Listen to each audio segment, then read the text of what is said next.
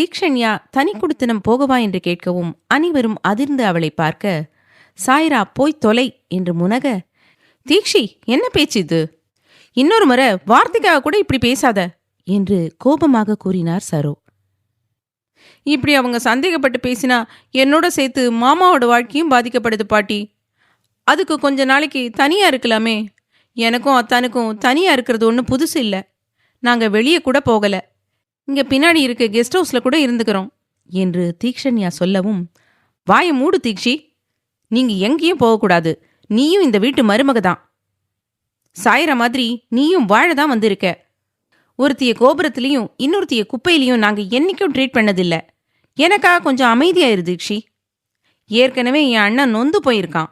இங்க நடக்கிறதெல்லாம் தெரிஞ்சா உயிரோட இருக்கவே மாட்டான் என்றார் மோகனா கவலையாக.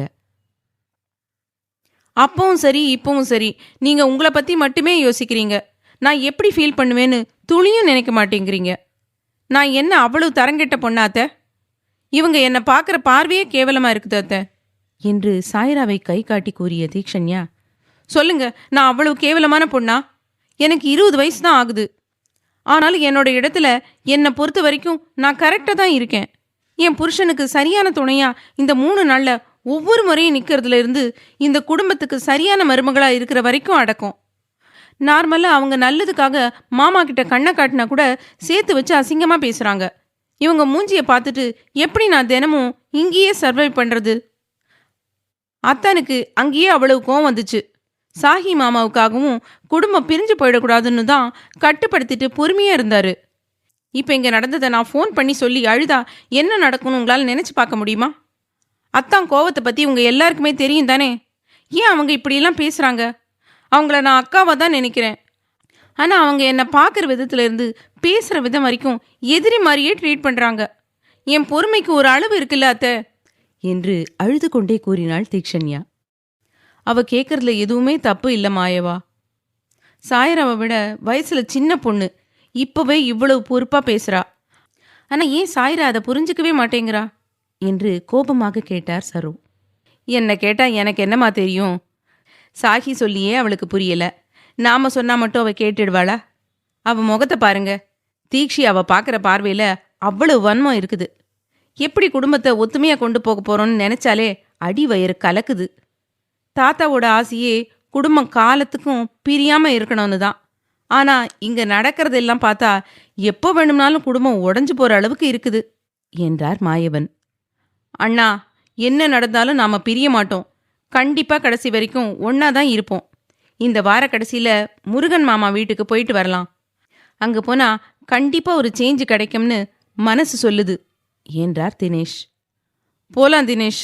முதல்ல குட்டி பாப்பாவுக்கு ஒரு உறுதியான பதில இப்போ சொல்லணும். இல்லைன்னா அவ முடிவுல அவ ஸ்ட்ராங்கா நிப்பா என்று மாயவன் சொல்லவும், என்று தினேஷ் தீக்ஷண்யா அருகில் வந்து தீக்ஷி என்று அழைக்கவும் அவரை பட்டென அணைத்து கொண்டாள் தீக்ஷண்யா. அவள் தலையை தடவி கொடுத்து சின்னதாக சிரித்த தினேஷ், எங்க மேல இவ்வளவு பாசத்தை வச்சுட்டு தான் தனி குடித்தனம் போறேன்னு சொல்றியா? அதுவும் சின்ன பொண்ணு தீக்ஷினி. உன்னால தனியா சர்வே பண்ண முடிஞ்சாலும் சுத்தி இருக்கிற சூழ்நிலை அதுக்கு தகுந்த மாதிரி எப்பவும் இருக்காது. நம்ம குடும்பம் என்னைக்கும் பிரியக்கூடாது தீக்ஷி. நீ சொன்ன ஒரு வார்த்தைக்காக நான் உன்னை குட்டி பாப்பான்னு கூப்பிடுறதில்ல. உன் மாமா கண்டிப்பா கொடுத்த வாக்க காப்பாத்துவேன். எனக்கு கொஞ்ச நாள் டைம் கொடு. நீ இன்செக்யூர்டா ஃபீல் பண்ற அளவுக்கு எதுவும் நடக்காதது மாதிரி நான் மாத்திடுறேன் என்றார் அவள் உச்சந்தலையில் மென்மையாக முத்தமிட்டு. நிஜமா தான் சொல்றீங்களா மாமா? என்னை இனிமே அவங்க தப்பா பேச மாட்டாங்க தானே என்று தீக்ஷண்யா கேட்கவும், இனிமே சாய்ரா உன்னை தப்பா பேச மாட்டா தீக்ஷி. அதுக்கு முழுக்க முழுக்க சாஹி தான் பொறுப்பு என்ற தினேஷ் அனைவரையும் பார்த்து, இன்னைக்கு நடந்த மாதிரி இன்னொரு முறை நடந்தது. இப்போ நான் பொறுமையா இருக்கிற மாதிரி இனி இருக்க மாட்டேன் என்றவர் சாய்ராவிடம், இனி தீக்ஷி அசிங்கமா பேசின கண்டிப்பா இந்த வீட்டுக்கு வாழ வந்த பொண்ணுன்னு கூட பார்க்காம வெளியே அனுப்பி வச்சிருவேன் சாய்ரா. உன் அப்பா உன்னை பார்க்கவே பிடிக்காம இங்க வராம இருக்கான். வீட்டை விட்டு துரத்தினா நீ பிறந்த வீட்டுக்கு கூட உன்னால போக முடியாது.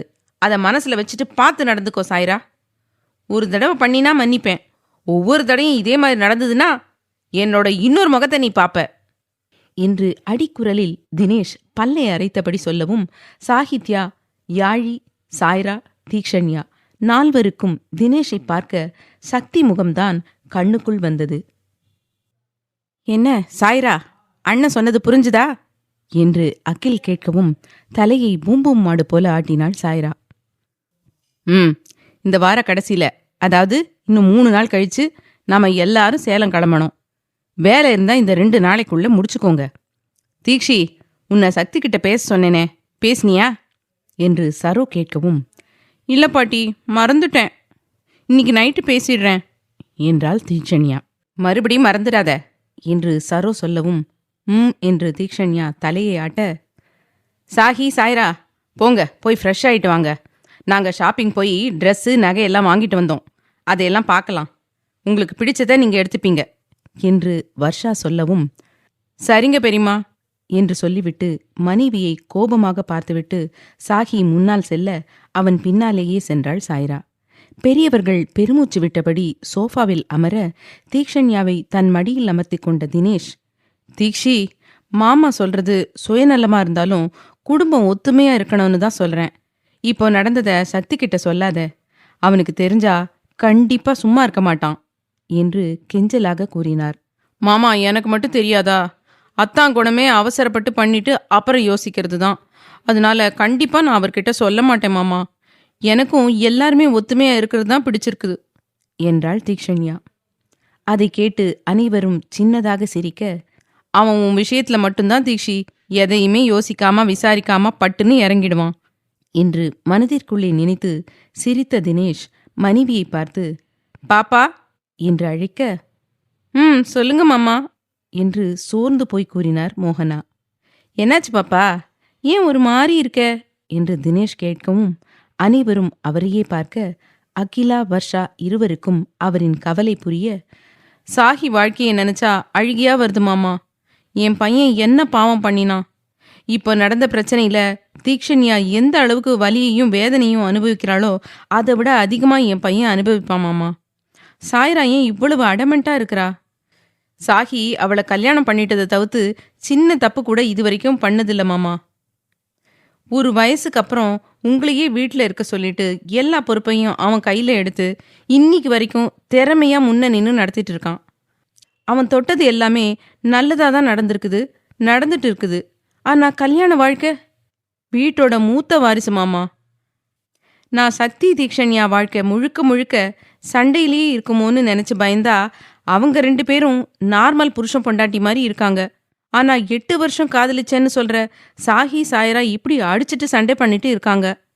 ஒரு அம்மாவா எனக்கு என் பசங்க எல்லாருமே முக்கியமாமா.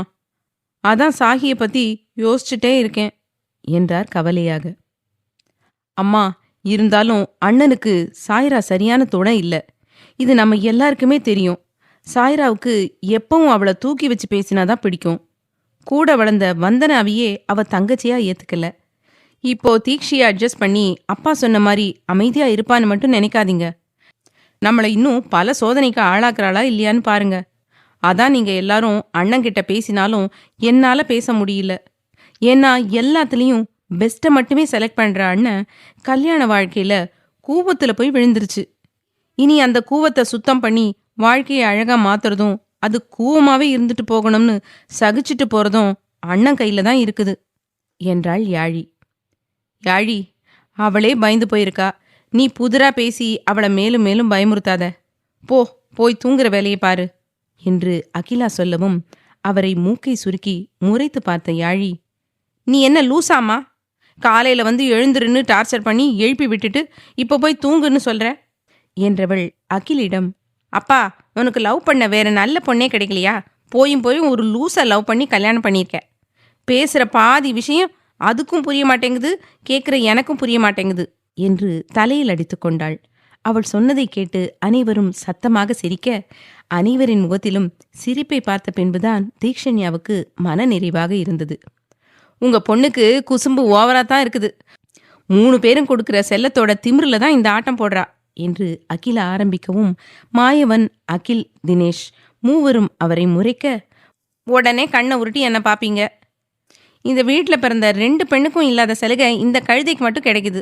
எல்லாம் கால கொடுமை என்று புலம்பியபடி அகிலா கிச்சனுக்கு செல்ல, சரியான இம்சப்பா இந்த அம்மா என்று மாயவனிடம் குற்றப்பத்திரிகை வாசித்தாள் யாழி.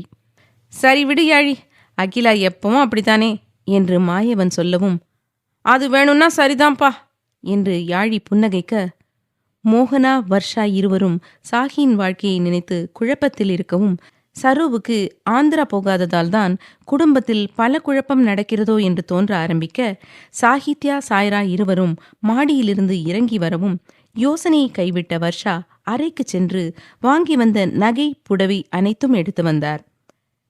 சாஹி சாய்ரா வாங்க வந்து உட்காருங்க என்று மோகனா சொல்லவும் இருவரும் வந்து அமர, வர்ஷா அதை கீழே வை, அவங்களுக்கு பிடிச்சதை முதல்ல எடுத்துக்கிட்டோம் என்றார் மோகனா. என்று வர்ஷா கையில் வைத்திருந்த கவரை கீழே வைத்து புடவை நகையெல்லாம் வெளியில் எடுத்து வைக்கவும், சாய்ரா சாஹி உங்களுக்கு எது பிடிச்சிருக்குதோ பார்த்து எடுங்க என்றார் மோகனா. அம்மா நீங்களே செலக்ட் பண்ணுங்க என்று சாஹி சொல்லவும், இல்ல எனக்கு நானே செலக்ட் பண்ணிக்கிறேன் என்று வேகமாக சொல்லியபடி கீழே வந்து அமர்ந்த சாய்ரா வர்ஷா எடுத்து வைத்ததையெல்லாம் கலைத்து போட்டு எது தீக்ஷண்யாவுக்கு அழகாக இருக்குமோ அதை அவள் எடுத்து வைத்துக் கொள்ள, அவள் எடுத்து வைத்த ஒரு செயினை பார்த்து மோகனாவுக்கு கஷ்டமாக இருந்தது. அந்த செயின் தீக்ஷண்யாவுக்கு ஆசை ஆசையாக தினேஷ் மோகனா இருவரும் ஒன்று சேர்ந்து செலக்ட் செய்தது. மோகனாவின் கையை அழுத்தமாக பற்றிய தினேஷ் கண்ணை மூடி திறக்கவும் கசந்த புன்னகையை சிந்தினார் மோகனா. எனக்கு இந்த 3 புடவையும் இந்த 4 செயினும் ஓகே என்று சாய்ரா சொல்லவும், சரி சாய்ரா நீ எடுத்துக்கோ என்றார் சரு. என்று முகம் கொள்ளா புன்னகையுடன் சாய்ரா அதையெல்லாம் எடுத்துக்கொள்ள, தினேஷே மகனுக்கு கழுத்துச் செயினும் வேட்டிச் சட்டையும் எடுத்து அவன் கையில் கொடுத்தார். தேங்க்ஸ் டாடி என்று சாகித்யா சின்ன சிரிப்புடன் அவரை பார்த்தவன், யாழி சான்வி சன்மிக்கு எடுக்கலையா என்று கேட்டான். சான்வி விஸ்வா விக்ராந்த் 3 பேருக்கும் எடுத்து கொடுத்துட்டு தான் வரோம் சாஹி.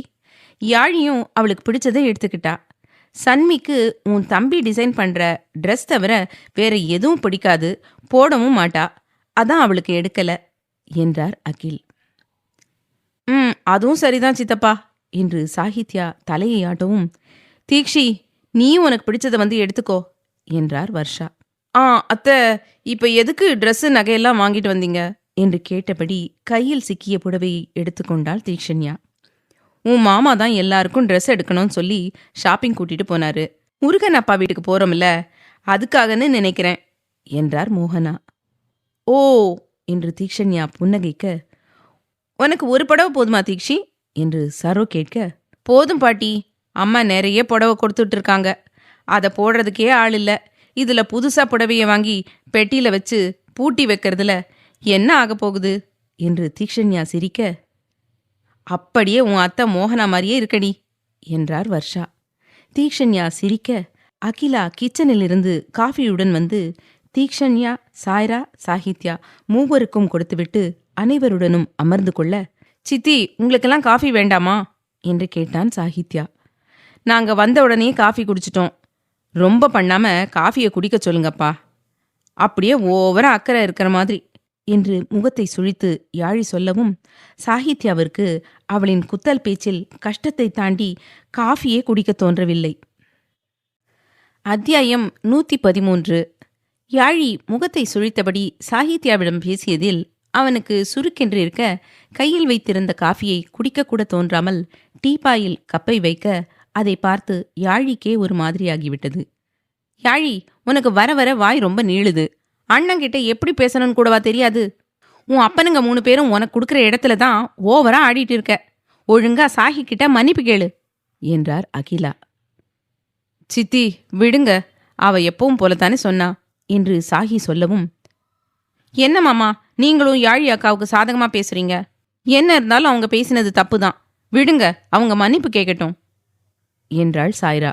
நான் என் அண்ணனை திட்டுவேன், கொஞ்சுவேன், ஏன் உரிமையா அடிக்க கூட செய்வேன், அதை நீ என்னைக்கும் தப்பு சரின்னு சொல்லவே கூடாது, சொல்ற உரிமையும் உனக்கு இல்ல, நான் எதுக்கு அவன்கிட்ட மன்னிப்பு கேட்கணும், என்னால கேட்கவே முடியாது என்று கோபமாக சொல்லிவிட்டு அங்கிருந்து சென்று விட்டாள் யாழி. பாருங்கத்த எப்படி பேசிட்டு போறாங்க, நான் என்ன தப்பா சொன்னேன், நான் எதை பேசினாலும் தப்பாவே தான் இந்த வீட்டில் இருக்க எல்லாரும் நினைக்கிறீங்க, அதனால்தான் எனக்கு இங்க இருக்க யாரையுமே பிடிக்கவே இல்லை என்று கோபமாக கூறினாள் சாய்ரா. தேவி வாய மூடு, யாழி என்னோட தங்கச்சி, அவளுக்கு என்கிட்ட எல்லா உரிமையும் இருக்குது, எங்களுக்குள்ள எப்பவும் நீயோ தீக்ஷியோ இல்ல வியான் கல்யாணம் பண்ணிக்க போற பொண்ணோ யாருமே வரக்கூடாது என்று அழுத்தமாக கூறினான் சாகித்யா. ஆமா, அப்படியே வந்துட்டாலும் என்று முகத்தை வெட்டிக்கொண்டு புடவை நகையெல்லாம் எடுத்துக்கொண்டு சாய்ரா அங்கிருந்து நகர, என்ன தினேஷ், இவ சரியான பஜாரியா இருப்பா போல. சரவணன் ஆத்திரையும் சொன்ன மாதிரி இவளை ஹாஸ்டல் அனுப்பி படிக்க வச்சு காயத்ரி வசந்த் மிகப்பெரிய தப்பு பண்ணிட்டாங்க. அடுத்தவங்க மனச கொஞ்சமும் புரிஞ்சுக்காம பேசிட்டு போறா பாரு. அந்த வருத்தம் துளியும் அவ முகத்துல தெரியல. இது எங்க போய் முடியுமோ என்று கவலையாக கூறினார் சரோ. அம்மா, சாய்ராவை நீங்க வில்லி ரேஞ்சுக்கு யோசிக்காதீங்க. ஏதோ சின்ன சின்ன தப்ப கோபத்துல தெரியாம பண்ணுவாளே தவிர நம்ம குடும்பத்தை பிரிக்கிறதும் குடும்ப மானத்தை வாங்குற மாதிரியும் எதையும் பண்ண மாட்டா. என்ன கொஞ்சம் பிடிவாத குணம் அதிகம், அதை சாஹி பார்த்துப்பான் என்ற அகில் சாகித்யாபுரம் திரும்பி, சாஹி, இனி நீ சாய்ராவுக்கு செல்லம் கொடுக்காத.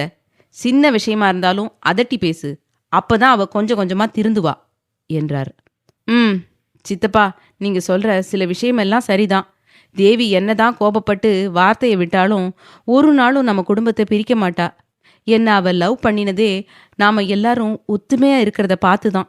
நான் இனிமே தேவி கிட்ட கொஞ்சம் இல்ல, ஃபுல்லாவே கடுமையோடவே நடந்துக்கிறேன். அது வரைக்கும் தீக்ஷையும் அவளையும் தனியா விடாதீங்க. வாய்ப்பு கிடைக்குதுன்னு தீக்ஷியை காயப்படுத்திடுவா என்றான் சாகித்யா.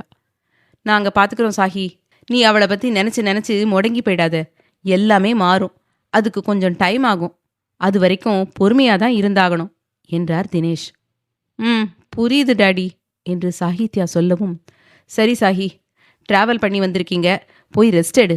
நைட்டுக்கு சமைச்சு ரூமுக்கே சாப்பாடு கொண்டு வந்து கொடுக்குறேன் என்று மோகனா சொல்லவும், ஓகே மம்மி என்று சொல்லிவிட்டு தீக்ஷண்யாவை ஏக்கமாக பார்த்துவிட்டு அங்கிருந்து நகர்ந்தான். தீக்ஷண்யா அவன் பார்த்ததும் தலையை குனிந்து கொள்ள இருவரையும் அனைவரும் கவனிக்கத்தான் செய்தனர். தீக்ஷண்யா அருகில் வந்து அவள் தலையை கோதிய மாயவன், தீக்ஷி, அவன் பாவம், உன்னை அவனோட பொண்ணாதான் பார்த்துட்டு இருக்கான். சாய்ரா பேசினதுக்கு அவன் என்ன பண்ணுவான்? உன்னை ஏக்கமா பார்த்துட்டு போகும்போது எனக்கே கஷ்டமா இருக்குது. அவனை ஏன் விலக்கி வைக்க பாக்குற?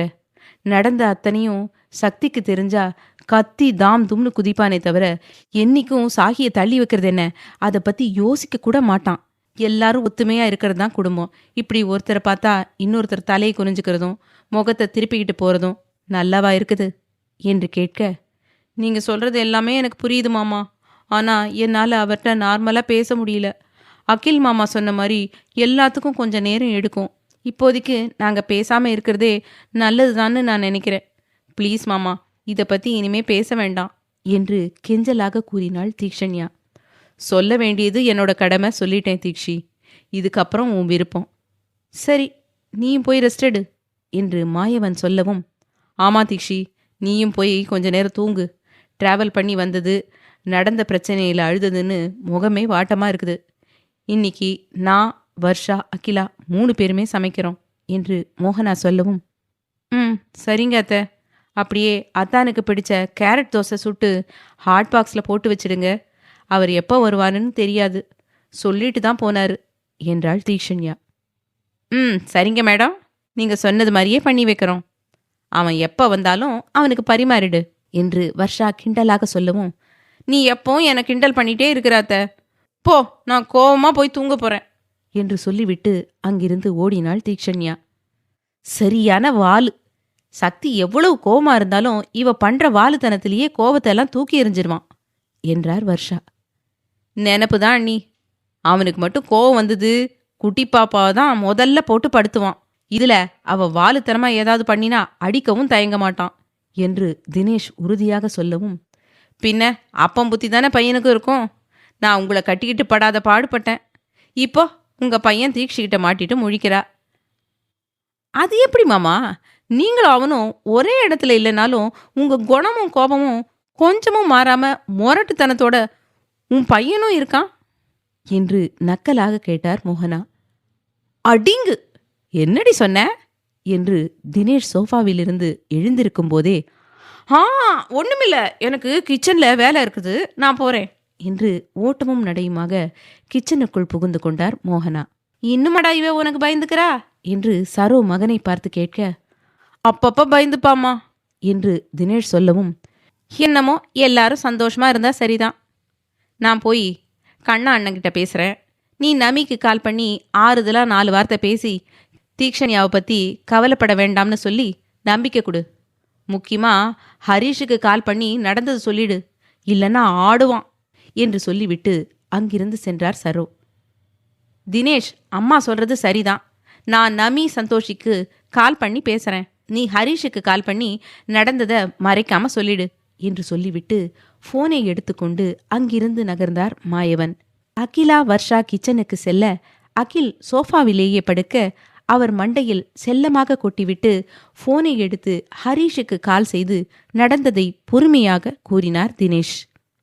காந்திமதி சாப்பிட்டு முடித்ததும் டிஷ்யூவால் அவரின் வாயை துடைத்துவிட்டு குழந்தைக்கு தண்ணீர் கொடுப்பது போல மிகவும் பொறுமையாக அவர் வாயருகில் கிளாஸை கொண்டு வந்து தண்ணீரை குடிக்க வைத்த வந்தனா, இப்போ நாம கொஞ்ச நேரம் தோட்டத்தில் இருக்கலாமா என்று அவரை புன்னகையுடன் பார்த்து கேட்டாள். காந்திமதி நிர்மலமான முகத்துடன் அவளை பார்க்க, வந்தனா, அம்மா இப்பதானே சாப்பிட்டாங்க, உடனே வெளியே கூட்டிட்டு போறேன்னு சொல்ற. அம்மா ரூம்லேயே ரெஸ்ட் எடுக்கட்டும், விடு என்றான் யுவா. மிஸ்டர் யுவதீரன், நான் தான் நர்ஸு, நீங்க ஒன்றும் இல்லை. இவங்க என்ன பண்ணணும் என்ன பண்ணக்கூடாதுன்னு நான் தான் முடிவெடுக்கணும். தயவு செஞ்சு என்னோட வேலையை பார்க்க விடுங்க. உங்க ஒப்பீனியன் தான் உங்களுக்கு பெஸ்டா தெரிஞ்சா அப்புறம் எதுக்கு நர்ஸ் வேலைக்கு எடுத்தீங்க? ஒரு கேர்டேக்கர் வேலைக்கு எடுத்திருக்கலாம்ல என்று எரிச்சலாக கூறினாள் வந்தனா. இப்ப நான் என்ன சொல்லிட்டேன்னு இப்படி எரிஞ்சு விழுவுற? பொறுமையா சொன்னா நானும் புரிஞ்சுப்பேன் என்று முகத்தை இறுக்கமாக வைத்து கொண்டு கூறினான் யுவதீரன். இப்ப நான் என்ன சொல்லிட்டேன்னு இப்படி எரிஞ்சு விழுவுற? பொறுமையா சொன்னா நான் புரிஞ்சுப்பேன் என்று முகத்தை இறுக்கமாக வைத்துக்கொண்டு கூறினான் யுவதீரன். அவனின் இறுகிய முகத்தை பார்த்து எச்சில் விழுங்கிய வந்தனா சாரி என்று திக்கி திணறவும் கமலாவுக்கு சிரிப்பு வந்தது. வந்தனா பாப்பாவுக்கு வாய் மட்டும்தான் போல. தம்பி முகம் லைட்டா மாறினதும் இப்படி பயந்துக்குது. இன்னும் தம்பிய வெறப்பா பார்த்தா ஹார்ட் அட்டாக்கே வந்துடும் போல என்று மனதில் நினைத்து கொள்ள, நீயும் சாப்பிட்டு அம்மாவை கூட்டிட்டு போ. நீ இங்க இருக்கிற வரைக்கும் நேரத்துக்கு சாப்பிடணும். இது உனக்கான ரூல்ஸ் மட்டும் இல்லை, இங்க இருக்க எல்லாருக்கும் இதே ரூல்ஸ் தான். ஃபாலோ பண்ணிட்டு இருங்க என்று இரும்பு குரலில் கூறினான் யுவா. என்று வந்தனா ஒரு தட்டை எடுத்து அவசர அவசரமாக மீண்டும் ஒரு முறை சாப்பிட்டு முடித்துவிட்டு கை கழுவி வந்தவள் காந்திமதி அமர்ந்திருந்த சக்கர நாற்காலியை தள்ளி கொண்டு தோட்டத்து பக்கம் செல்ல, தம்பி, எதுக்கு அந்த புள்ளைய பயமுறுத்துறீங்க? உங்க கண்ணை பார்த்தாவே தெரியுது அந்த புள்ளைய நீங்க விரும்புறீங்கன்னு.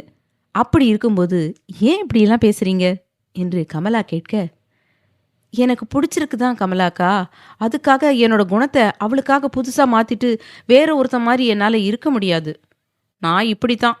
நான் எப்படி இருக்கேனோ அப்படியே அவளுக்கு என்னை பிடிக்கணும். அதுதான் உண்மையான காதல். ஆனா நான் அவளை லவ் பண்றேன்னு கூட அவளுக்கு தெரியாது. அப்படியே நான் உன்னை லவ் பண்றேன்னு சொன்னாலும் என்னை ஏத்துப்பாளான்னு தெரியல என்று நெற்றியை நீவியபடி கூறினான் யுவா. உன்னை போய் யாராவது வேண்டான்னு சொல்லுவாங்களா தம்பி என்று கமலா கேட்கவும், அவ சொல்லிடுவாளோன்னு பயமா இருக்குதுக்கா. என் ஃப்ரெண்டு அவளை பத்தி முழுசா என்கிட்ட சொன்னான். அவளுக்கு லவ்ல சுத்தமா நம்பிக்கை இல்லையாம். அவளுக்கு பிடிச்சது எல்லாமே அம்மா அப்பா குடும்பம் மட்டும்தான். அவங்க குடும்பத்துக்காக என்ன வேணும்னாலும் பண்ணுவாளாம். அப்படி இருக்கிற பொண்ணு என்னை லவ் பண்ணுமா என்று சோர்ந்து போய் கூறினான் யுவா. எல்லாமே நல்லதா நடக்கும்னு நம்புவோம் தம்பி என்று கமலா சொல்லவும், இப்போதைக்கு எனக்கு லவ் பண்ணணும்னு ஆசை இல்லை கமலாக்கா. அம்மா குணமாகணும், அப்பாவுக்கு கொடுத்த வாக்க காப்பாற்றணும், அது மட்டும்தான் என் மனசுல ஓடிட்டே இருக்குது. நானும் பல முயற்சி பண்ணிட்டு இருக்கேன். இந்த முறை எப்படியாவது முதலமைச்சராகிடணும் என்று வஞ்சமாக கூறினான் யுவா. உனக்கு தானே தம்பி இந்த முறை கட்சியில சீட்டு கொடுக்கறாங்க, இல்ல வேற யாருக்காவது கொடுக்கறேன்னு பேசிக்கிறாங்களா என்று கமலா கேட்க, சக்தி இல்லைன்னா எனக்கு கொடுக்கறதா தான் அக்கா பேச்சு போயிட்டு இருக்குது. எலெக்ஷனுக்கு இன்னும் 4 மாசம் இருக்குதுல்ல, எப்படியோ அடுத்த மாசத்துக்குள்ள யாருக்கு சீட்டு கொடுப்பாங்கன்னு தெரிஞ்சிடும் என்றான் யுவா. உன் கணக்குப்படி யாருக்கு கிடைக்கும்னு நம்புற தம்பி என்று கமலா கேட்க, சக்திக்கு கொடுப்பாங்கன்னு தான் அக்கா நினைக்கிறேன் என்று யுவா சொல்லவும், அப்போ ஐயாவோட ஆசை இந்த முறையும் நிறைவேறாதா தம்பி என்று கமலா கவலையாக கேட்க, அவரோட ஆசை என் மூலமா நிறைவேறலன்னாலும் சக்தி மூலமா நிறைவேறும் அக்கா. அவனுக்கு சீட்டு கிடைச்சா முதல்ல சந்தோஷப்படுற ஆளு நான் தான் என்று யுவதீரன் மலர்ந்த முகத்துடன் சொல்லவும், எல்லாம் நல்லபடியா நடந்தா சந்தோஷந்தான் தம்பி என்றார் கமலா. சக்திக்காக காத்திருந்து ஹால் சோஃபாவிலேயே படுத்து தூங்கியிருந்தாள் தீக்ஷண்யா. மோகனா தண்ணீர் எடுப்பதற்காக ஹாலுக்கு வந்தவர் தீக்ஷண்யா தூங்கிக் கொண்டிருப்பதை பார்த்துவிட்டு கிச்சனுக்கு வந்து பாட்டிலில் தண்ணீரை நிரப்பிக் கொண்டு அவள் அருகில் வந்து, தீக்ஷி, ஏய் தீக்ஷி என்று அவள் தோளை தொட்டு எழுப்பினார். ஆ அத்தை என்று முனகியபடி எழுந்து அமர்ந்த தீக்ஷண்யா, என்ன அத்தை என்று தலையை சொரிந்தபடி கேட்டாள். என்னடி இன்னும் இங்கேயே படுத்திருக்க? இனிமா அவன் வரல என்று மோகனா கேட்க, ஆமா அத்தை, இன்னும் வரல. அப்பவே அத்தான் வெயிட் பண்ணாம சாப்பிட்டு படுன்னு தான் சொல்லிட்டு போனாரு. பாட்டி சொன்ன விஷயத்த சொல்லி சம்மதம் வாங்கணும்னு தான் தூங்காம காத்துட்டு இருந்தேன். கடைசியில் தூங்கியே போயிட்டேன் போல என்று சோர்வாக கூறினாள்.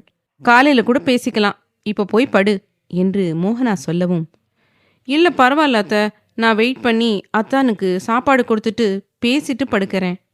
நீங்க போய் தூங்குங்க என்றாள் தீக்ஷண்யா.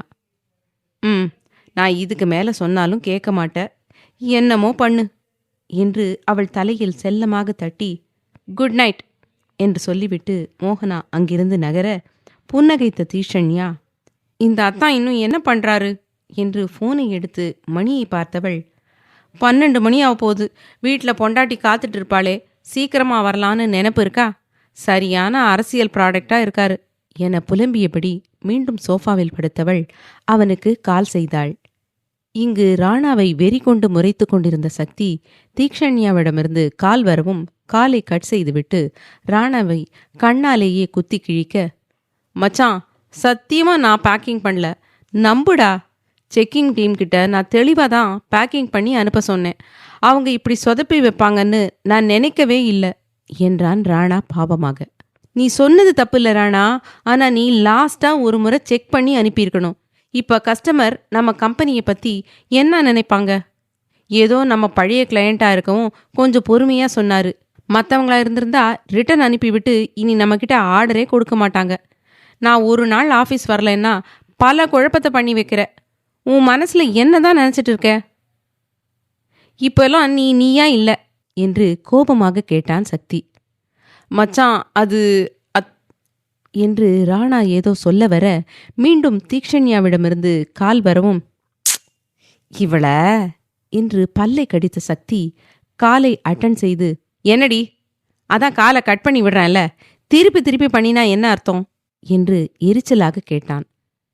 நான் இன்னும் சாப்பிடலத்தான், நீ எப்போ வருவன்னு தான் வெயிட் பண்ணிட்டு இருக்கேன். பசிக்குது, சீக்கிரமா வா என்று சொல்லிவிட்டு அவனின் பதிலை கூட எதிர்பார்க்காமல் காலை கட் செய்து விட்டாள் தீக்ஷண்யா. ஏய் நான் உன்ன என்று சக்தி ஆரம்பிக்கும் போதே கால் கட்டாகி இருக்க, சரியான திமிரு பிடிச்சவ, வேலை அதிகமாக இருக்குன்னு தானே அப்பவே சாப்பிட்டு படு, வெயிட் பண்ணாதன்னு சொல்லிட்டு வந்தேன். நான் சொல்றத எதையும் கேட்க மாட்டா, ஆனா இவ ஏதாவது சொன்னா மட்டும் நான் கேட்கணும் என்று மனதில் புலம்பியபடி ராணாவை பார்த்தான் சக்தி. ராணா அவனை நக்கலாக பார்க்க, என்ன பார்வை, வேலையில கவனம் இருக்கிறது இல்ல, ஆனா இந்த நக்கல் பார்வை மட்டும் அசால்ட்டா வரும். எதுக்காக இப்படி பண்ணின? என்னதான் ராணா நினைச்சிட்டு இருக்க? நீ கொஞ்ச நாளாவே சரியில்லை, என்னதான் உனக்கு பிரச்சனை என்று நிதானமாக கேட்டான் சக்தி. ஐ லவ் சன்மி சக்தி என்று ராணா பட்டென்று உண்மையை போட்டு உடைக்கவும், வாட் என்று அதிர்ச்சியில் எழுந்து நின்ற சக்தி, என்னடா சொல்ற, சன்மியை லவ் பண்றியா என்று திகைப்புடன் கேட்டான். ஆமாம், அவளைத்தான் லவ் பண்றேன். அதை அவட்டையும் சொல்லிட்டேன். அவ எந்த பதிலும் சொல்லவும் இல்லை. நான் சொன்னதுக்கப்புறம் என்கிட்ட பேசுறதும் இல்லை. ஒவ்வொரு நாளும் அவட்ட பேசாம பைத்தியம் பிடிச்ச மாதிரி இருக்குது. அவளுக்கு கொடுக்க வேண்டிய காஸ்டியூமை கூட அவ மேனேஜர் மூலமாக தான் வாங்கிக்கிறா, இல்லைன்னா உன்னை காண்டாக்ட் பண்ணுறா. ஏன்டா அவளுக்கு என்னை பிடிக்கல?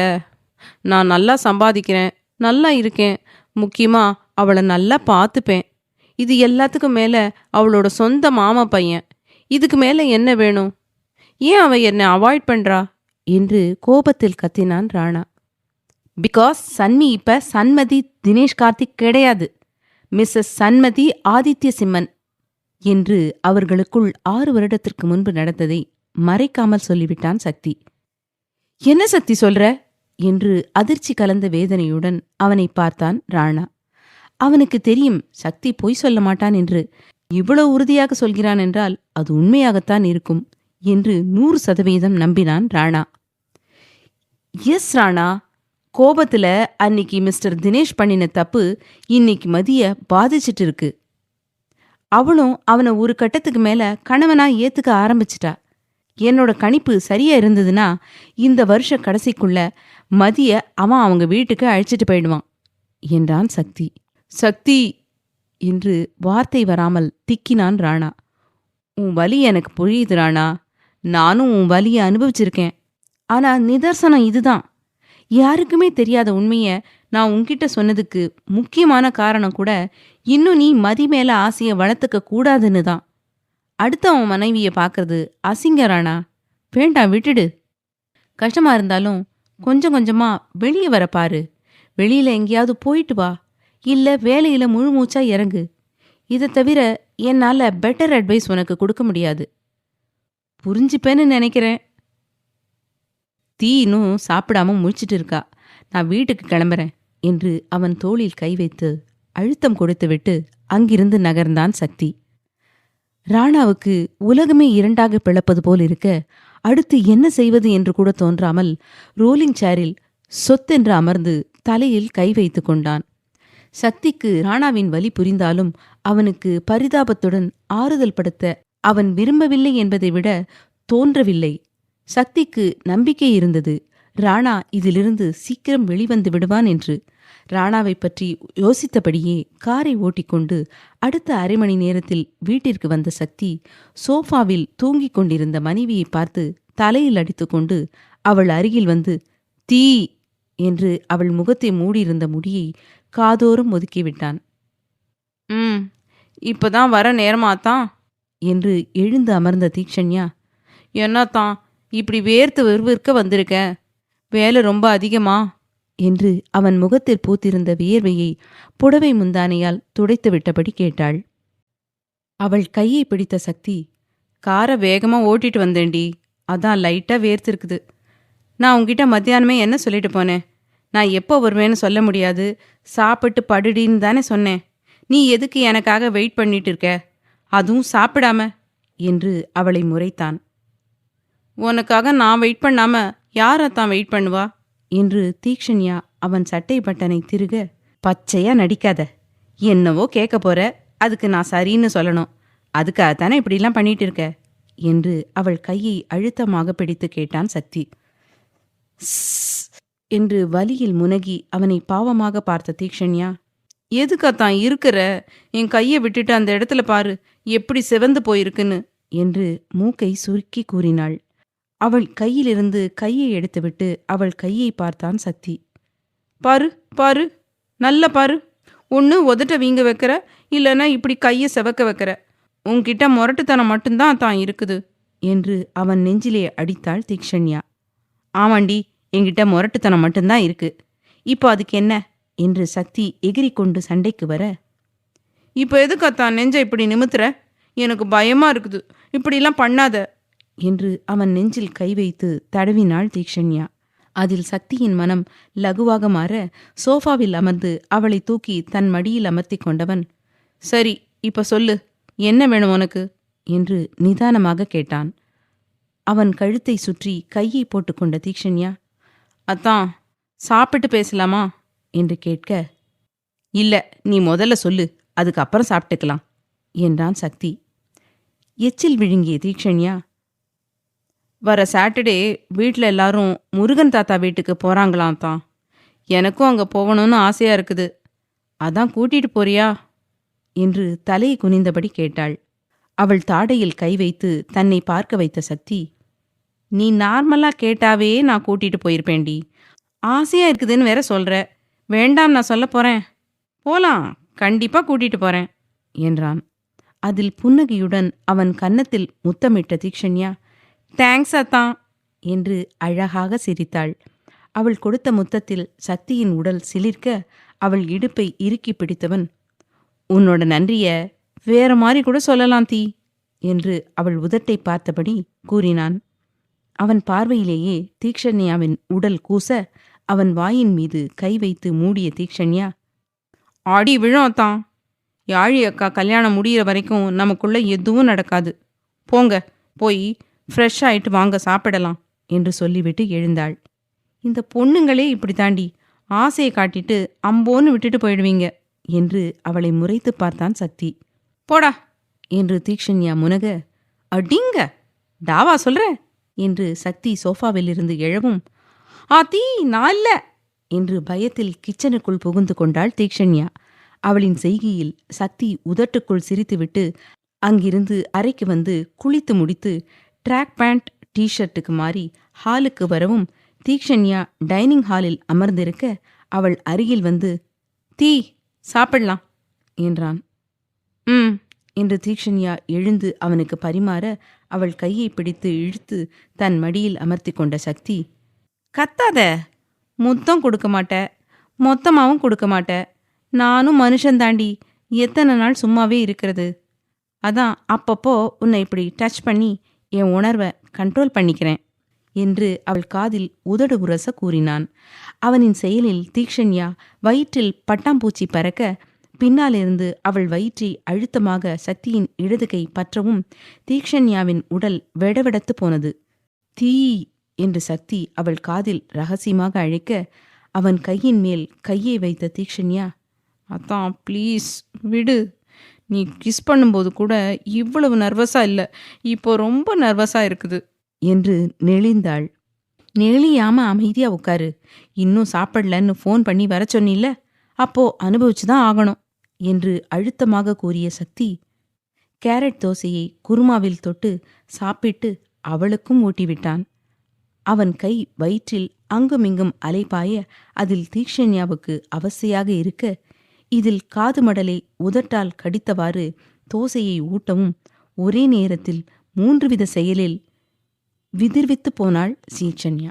ஒரு வழியாக அவளை பாடாய்ப்படுத்தி சாப்பிட்டு முடித்து அவளுக்கும் ஊட்டி முடித்து தட்டிலேயே கை கழுவிய சக்தி அவள் வயிற்றை மறைத்திருந்த புடவையை விலக்கிவிட்டு அவள் வெற்று வயிற்றில் ஈரக்கையை வைத்து தடவும், அத்தான் என்று ஈனஸ்வரத்தில் கத்திய தீக்ஷண்யா அவன் மடியில் அமர்ந்த நிலையிலேயே அவன் நெஞ்சில் தலையை சாய்க்க அவள் நாபியில் சுண்டு விரலை நுழைத்து மென்மையாக ஆட்டிய சக்தி, என்னடி என்று காதை கடிக்க, அத்தான் வேண்டாம், விடு அத்தான் ப்ளீஸ், வேண்டாம், ஒரு மாதிரி இருக்குது, விடு அத்தான். ஐயோ வேண்டாம் அத்தான், அவஸ்தையா இருக்குது, விட்டுடு, வேகமா பண்ணாத என்று பலமாக முனகினாள். அவள் கழுத்தில் முத்து முத்தாய் பூத்திருந்த வேர்வையை உதட்டால் உறிஞ்சி எடுத்த சக்தி, இதுக்கே ஏண்டி இப்படி பயப்படுற, இன்னும் நான் மொத்தமா எடுத்துட்டா தாங்குவியா என்று கேட்டு வைக்கவும் தீக்ஷண்யாவுக்கு அட்டாக்கே வருவது போல இருந்தது. அவனின் சின்ன தொடுதலில் கூட பலவித ரசாயன மாற்றம் அவள் உடலில் நிகழ்ந்து அவனிடம் அவளையே அறியாமல் கொஞ்சம் கொஞ்சமாக தன்னிலை இழந்து கொண்டிருந்தாள். சக்தி அவளின் நிலையை புரிந்து கொண்டு அவளை இரு கையால் தூக்கி கொள்ள, அத்தான் என்ன பண்ற, நான் எல்லாத்தையும் எடுத்து வச்சுட்டு வரேன் என்று தீக்ஷண்யா அவன் கழுத்தில் மாலை போல கையை போட்டுக்கொண்டு சொல்லவும், காலையில நேரமா எழுந்து பண்ணிக்கோடி, இப்ப நீயும் நானும் சேர்ந்து நிம்மதியா தூங்குற டைம் என்று கூறியபடி அறைக்கு வந்து காலால் கதவை சாத்திவிட்டு அவளை பெட்டில் படுக்க வைத்து அவள் அருகில் படுத்து கொண்டான். தீக்ஷண்யா எழுந்து அமர்ந்து புடவையை சரி செய்ய அவள் புடவை முந்தானியை பிடித்து இழுத்து முகத்தை மூடிக்கொண்ட சக்தி, தீ எனக்கு இப்படி படுத்தாதான் தூக்கம் வருது, தயவு செஞ்சு உன் ஓட்ட வாயை வச்சுட்டு கேள்வி கேட்காம படுத்து தூங்கு. நாளைக்கு நான் நேரமாக கிளம்பணும், நீ வேற சேலம் போகணும்னு ஆசைப்படுற, ஸோ அப்போ முடிக்க வேண்டிய வேலையும் இந்த 2 நாளைக்குள்ள முடிக்கணும் என்று அவள் வாயை திறப்பதற்கு முன்பாக பதிலை சொல்லி அவள் வாய்க்கு பூட்டு போட்டான் சக்தி. ரொம்பத்தான் என்று முனகிய தீக்ஷண்யா அவன் நெஞ்சில் தலை சாய்த்து படுத்து கண்ணை மூடவும் அவளை இறுக்கமாக அணைத்து கொண்டு அவளின் வாசத்தை நுரையீரல் வரை சுவாசித்தவாறு நித்ராதேவியிடம் சரணடைந்தான் சக்தி. அத்தியாயம் 115. காலை பொழுது அழகாக புலரவும் சக்தியின் நெஞ்சிலிருந்து மெல்ல எழுந்து குளியல் அறைக்குள் வந்த தீக்ஷண்யா காலை கடனை முடித்துவிட்டு வெளியில் வந்து தூங்கிக் கொண்டிருந்த கணவனை பார்த்து, என்ன அத்தா இன்னும் தூங்குது? இந்த 2 நாளா சரியான நேரத்துக்கு எழுந்திருக்குமே என்று நினைத்தபடி கணவன் அருகில் வந்து அவன் தலையை கோதிவிட்டாள். சக்தி அசதியில் ஆழ்ந்த உறக்கத்தில் இருக்கவும், தூங்கும்போது கூட நீ ரொம்ப அலர்ட்டா இருப்பேன்னு மோகனா அத்தை சொல்லி கேள்விப்பட்டேன் அத்தா. ஆனா நீ இன்னைக்கு உன்னையே மறந்து அசந்து தூங்கிட்டு இருக்கிற. அவ்வளவு வேலை பண்ணியா என்ன என்று மெதுவாக கேட்டு அவன் நெற்றியில் மென்மையாக முத்தம் வைத்தவள், சரி நீ தூங்கத்தான். நைட்டு சாப்பிட்டத அப்படியே வச்சுட்டு வந்துட்டோம். நான் போய் அதையெல்லாம் க்ளீன் பண்ணி வச்சுட்டு காஃபி எடுத்துட்டு வரேன் என்று விட்டு கிச்சனுக்கு வந்து அடுப்பை பற்ற வைத்து பால் பாத்திரம் வைத்து பாலை ஊற்றி அடுப்பை சிம்மில் வைத்துவிட்டு டைனிங் ஹாலுக்கு வந்து இரவு சாப்பிட்ட பாத்திரத்தை எல்லாம் சுத்தம் செய்தவள் இடையில் பால் காய்ந்ததும் காஃபியும் போட்டு முடித்தாள். அவள் காஃபி போட்டு முடிக்கவும் மோகனா, வர்ஷா இருவரும் கிச்சனுக்குள் நுழைந்தவர்கள், தீக்ஷி என்ன பண்ணிட்டு இருக்க? குளிக்காம கிச்சனுக்கு வந்திருக்க? அத்தை பார்த்தா திட்டுவாங்க. முதல்ல போய் குளிச்சிட்டு வா என்றார் மோகனா. அத்தை, நைட்டு சாப்பிட்டதெல்லாம் அப்படியே வச்சுட்டு போய் படுத்துட்டோம். அதான் அதையெல்லாம் சுத்தம் பண்ணி விளக்கி வச்சேன். நான் அத்தானுக்கு காஃபி எடுத்துட்டு போறேன். மற்றவங்களுக்கு நீங்க கொடுத்துடுங்க. நானே வந்து சமைக்கிறேன். நீங்க எதுவும் பண்ண வேண்டாம் என்று வேகமாக சொல்லிவிட்டு அவர்களின் பதிலை கூட எதிர்பார்க்காமல் அங்கிருந்து சென்றாள். அவ்வளவு அவசரம் பாரு மோகனா. அவ பாட்டுக்கு பேசிட்டு காஃபி எடுத்துட்டு போறா என்று வர்ஷா சொல்லவும், அதான் பாரு வர்ஷா, நானும் சக்தி எப்போ வந்தான்னு கேட்கலான்னு இருந்தேன். அதுக்குள்ள ஓடிட்டா. சரியான வாளு என்று சிரித்தார் மோகனா. உன்ன மாதிரிதான் என்று வர்ஷா கிண்டலாக சொல்லவும், நான் ஒன்றும் தீக்ஷண்யா மாதிரி இல்லை வர்ஷா. சில விஷயம் எனக்கும் தீக்ஷண்யாவுக்கும் ஒத்து போகும்தான். ஆனால் எல்லாமே ஒத்து போகாது. கல்யாணம் ஆன புதுசில் தீக்ஷி மாதிரி நான் இவ்வளவு பொறுமையாக இருந்ததே இல்லை. அதே சமயம் கோவம் வந்தாலும் சட்டுன்னு கோவத்தை காட்டினதில்லை. அப்போ இருந்து இப்போ வரைக்கும் என் கோவம், துக்கம், சந்தோஷம் எல்லாமே மாமா கிட்ட மட்டும்தான் வெளிப்படும். ஆனால் தீக்ஷி அப்படி கிடையாது. எல்லார் மேலேயும் ஒரே பாசத்தோட இருக்கா என்றார் மோகனா.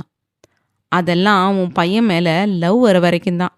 அவனை லவ் பண்ண ஆரம்பிச்சிட்டா உன்னை விட 2 மடங்கு அதிகமாக பண்ணுவா.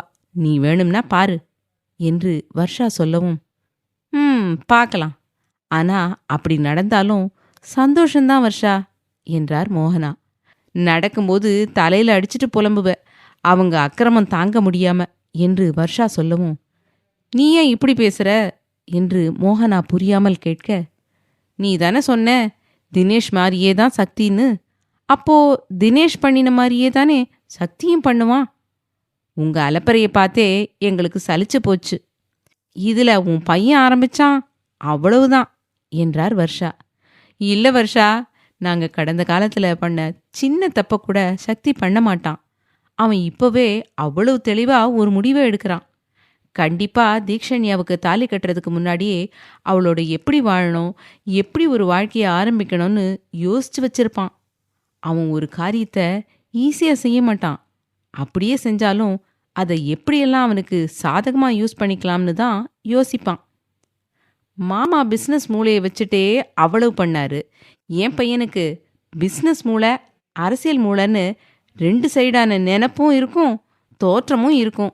ஸோ அவன் வாழ்க்கையை பற்றி யாரும் குறை சொல்லாத அளவுக்கு அவன் தீக்ஷண்யாவோட வாழ்வான் என்றார் மோகனா உறுதியாக. நீ சொல்றத கேட்கும்போது நல்லா தான் இருக்கு மோகனா. ஆனா காதல்னு வந்தா பிஸ்னஸ் மேனா இருந்தா என்ன, அரசியல்வாதியா இருந்தா என்ன? காதல் சாதாரண மனுஷனை கூட கோடீஸ்வரனாகவும் கோடீஸ்வரனை சாதாரண மனுஷனாகவும் மாத்திடும். இனிமே தீக்ஷண்யாவுக்கு அதிகமான பொறுப்பு இருக்கணும். நீ கடந்த காலத்துல சக்கரவர்த்தி தாத்தா பேச்சை கேட்டு தினேஷை விட்டுட்டு போன மாதிரி தீக்ஷண்யா சக்தியை விட்டுட்டு போனா அசிங்கம் சக்திக்கு தான். அவன் தமிழ்நாட்டுல முக்கிய புள்ளி. மாயவன் சொன்னாரு, இன்னும் 4 மாசத்துல அவன் முதலமைச்சராகக்கூடிய வாய்ப்பு இருக்குதுன்னு. அப்போ தீக்ஷண்யா எத்தனை பொறுமையா இருந்தாகணும்னு யோசிச்சு பார்த்துக்கோ என்றார் வர்ஷா. எனக்கு நீ சொல்ல வர்றது புரியுது வர்ஷா. ஆனா தீக்ஷி கண்டிப்பா என்ன மாதிரி முட்டாள்தனமா ஒரு முடிவு எடுக்க மாட்டா. எத்தனை கோவமா இருந்தாலும் சரி, இங்க இருக்க பிடிக்கலன்னா பெங்களூர் போவா. அதை தவிர அவளுக்கு வேற எந்த இடமும் தெரியாது என்றார் மோகனா. அவ தப்பா எந்த ஒரு முடிவையும் எடுக்காம இருந்தாவே சந்தோஷம்தான் மோகனா என்று வர்ஷா சொல்லவும், உனக்கு தான் இந்த அரசியலை பத்தி கொஞ்சம் கொஞ்சம் தெரியுமில்ல. தீக்ஷி தனியா இருக்கும்போது கூப்பிட்டு அவளுக்கு சொல்லிக் கொடு வர்ஷா என்றார் மோகனா. கண்டிப்பா மோகனா. ஆமா, என்ன இன்னும் அகிலாவை காணோம்? எப்பவும் நமக்கு முன்னாடி எழுந்து வந்துடுவா. இன்னைக்கு இவ்வளவு நேரமாகியும் அவளை பார்க்க முடியல என்றார் வர்ஷா. என்ன பண்ணிட்டு இருப்பா? யாழிக்கிட்ட போராடிட்டு இருப்பா. தினமும் காலையில் எழுந்த உடனே அவளுக்கு இதுதான் வேலையே. பாவம் யாழி கல்யாணம் பண்ணிட்டு மாமியார் வீட்டுக்கு போயிருந்தா கூட இவ்வளவு டார்ச்சரை அனுபவிச்சிருக்க மாட்டா என்று சிரிப்புடன் கூறினார் வர்ஷா. அது வேணா சரிதான். ஆனாலும் சீக்கிரம் யாழிக்கு கல்யாணம் பண்ணணும் வர்ஷா. சாகியை விட 1 வயசு தான் சின்ன பொண்ணு யாழி. சக்திக்கே கல்யாணம் முடிஞ்சிருச்சு. அதுவும் தவிர்க்க முடியாத சூழ்நிலையால. இல்லனா கண்டிப்பா யாழிக்கு பண்ணிட்டு தான் சரவணன், அப்புறம் வியான், சக்தி, ராணா, உதயா இவங்களுக்கெல்லாம் பண்ணியிருப்போம். என்ன பண்றது, சாகி சொல்லாம கொள்ளாம அவசர அவசரமா எடுத்த முடிவால இப்ப அவன் வாழ்க்கையிலையும் தினம் தினம் சண்டை தான் என்றார் வருத்தமாக. எல்லாமே சீக்கிரம் சரியாயிடும் மோகனா. ஒரு அம்மாவா உன்னோட உணர்வை என்னால புரிஞ்சுக்க முடியுது. முதல்ல கொஞ்சம் பொறுமையா இரு. அவசரப்பட்டா எதையும் கையாள முடியாது. காஃபி ஆறிட போகுது, வா எல்லாருக்கும் கொடுக்கலாம், அப்புறம் பொறுமையா பேசிக்கலாம் என்று வர்ஷா சொல்லவும் மோகனா தலையை ஆட்டினார். சக்திக்கு காஃபி எடுத்துக்கொண்டு அறைக்கு வந்த தீக்ஷண்யா சக்தி இல்லாததை கவனித்து, இந்த அத்தான் அதுக்குள்ள எழுந்துட்டாரு போல. அதானே, அப்பவே நான் ஆச்சரியமா யோசிச்சேன், என்னடா இன்னும் தூங்கிட்டு இருக்காரேன்னு என்று மனதில் நினைக்கவும் குளித்து முடித்து வெள்ளை வேஷ்டி சட்டையில் தலையை துவட்டியபடி வந்த சக்தி மனைவியை கவனித்து அவள் அருகில் வந்து அவள் கையில் இருந்த காஃபி கப்பை வாங்கி கொண்டவன், என்னடி முழிச்சிட்டு நின்றுட்டு இருக்க? என்னத்த அப்படி யோசிக்கிற? ஆமா, நீ காஃபி குடிச்சிட்டியா என்று கேட்க, இல்லாத்தான், நான் இன்னும் குளிக்கவே இல்லை. நீங்கள் எழுந்துடுவீங்கன்னு தான் உங்களுக்கு போட்டு கொண்டு வந்தேன். உங்களை இப்படி பார்த்ததும் தான் எனக்கு ஞாபகமே வருது. நேற்று அத்தைங்க மாமாங்க எல்லாரும் ஷாப்பிங் போனாங்களாம். அதான் எனக்கு புடவை வாங்கிட்டு வந்து கொடுத்தாங்க. நான் உங்கள் அனுமதி கேட்காமலே வாங்கிட்டேன். அதான் திட்டாதீங்க என்றாள் தலையை குறிந்து கொண்டு. துண்டை பெட்டில் போட்ட சக்தி காஃபியை முழுதாக குடித்து முடித்து கிளாஸை டீப்பாயில் வைத்துவிட்டு அவள் அருகில் நெருங்கி வந்து 2 அடி தள்ளி நின்று அவளை அழுத்தமாக பார்த்தவன், தீ, நான் இப்பவும் சொல்றேன், உனக்குன்னு மனசு இருக்கு, புத்தி இருக்குது, அறிவு இருக்குது. என்கிட்ட சொல்லிட்டு தான் நீ எல்லாமே பண்ணணும்னு அவசியம் இல்லை. நீயா இரு. அதுதான் உன்னையும் சந்தோஷப்படுத்தும், எனக்கும் பிடிக்கும். நான் உன் கழுத்துல கட்டியிருக்கிறது தாலி தான், அடிமை கயிறு கிடையாது. அந்த தாலிக்கு மிகப்பெரிய மரியாதை இருக்குது. மாம் அடிக்கடி கணவன் மனைவிங்கிறது புனிதமான பந்தம்னு கூட சொல்லுவாங்க. அது என்ன பந்தமோ, ஆனா நீ தாலிய உன்னோட பாதுகாப்புக்காக மட்டுமே பயன்படுத்திக்கோ. இப்ப கேட்ட கேள்விய இன்னொரு முறை என்கிட்ட கேட்காத, எனக்கு பிடிக்கல என்றான் அழுத்தமாக. ஏன் அத்தான், உன் முடிவை கேட்டு பண்றது தப்பா என்று தீக்ஷண்யா கேட்கவும், தப்பே இல்லை தீ, ஆனா நீ எதுக்கு என்னோட முடிவை கேட்குற? பசங்களை விட பொண்ணுங்களுக்கு தான் ஒரு முடிவை நுணுக்கமா எடுக்கிற அளவு திறமை இருக்கும். அதுவும் குடும்ப விஷயத்துல நான் ஜீரோடி. பாசம் நேசம் இதெல்லாம் அத்தையம்மா மாம் இவங்க 2 பேரை தவிர்த்து வேற யார் மேலேயும் பெருசா எனக்கு வந்ததே கிடையாது. ஏன்னா நான் வளர்ந்த விதம் வேற. நீ என் வாழ்க்கையில பாதி. உன் முடிவுக்கு நான் மரியாதை கொடுப்பேன். அதே மாதிரி நான் ஏதாவது முடிவெடுத்தாலும் உன்கிட்ட மரியாதையும் அனுசரணையும் எதிர்பார்ப்பேன். ஸோ நீ என்கிட்ட ஒரு விஷயத்துக்காகவும் கெஞ்சணும்னு அவசியம் இல்லை. எனக்கு அங்கே போகணும், கூட்டிட்டு போவாத்தான்னு அடிச்சு உரிமையா கேளு. எனக்கு வேலை இருந்தாலும் அதை சீக்கிரம் முடிச்சுட்டு கண்டிப்பாக உன்னை கூட்டிட்டு போவேன். நான் அப்பப்போ கோவமா பேசினா அதெல்லாம் அப்போ இருக்கிற கோவம் மட்டும்தான். கொஞ்ச நேரம் கழிச்சோ இல்ல அடுத்த நாளோ நானே வந்து உன்கிட்ட பேசிடுவேன் என்றான் அழுத்தம் திருத்தமாக. யூ ஆர் பர்ஃபெக்ட் ஜென்டில்மேன் அதான். ஐ ரியலி லைக் யூ என்று அவனை அணைத்து கொண்டாள் தீக்ஷண்யா.